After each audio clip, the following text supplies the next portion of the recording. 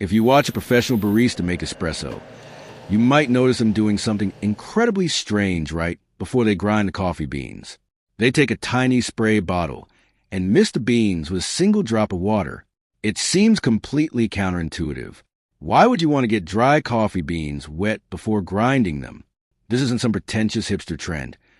It is actually a brilliant life hack rooted in pure physics.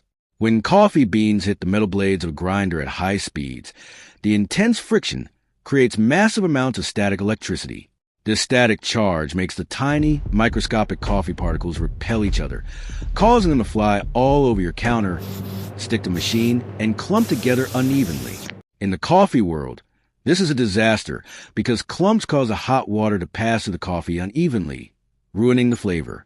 But by adding just a single microscopic mist of water before grinding, the moisture completely neutralizes the static charge before it can even form.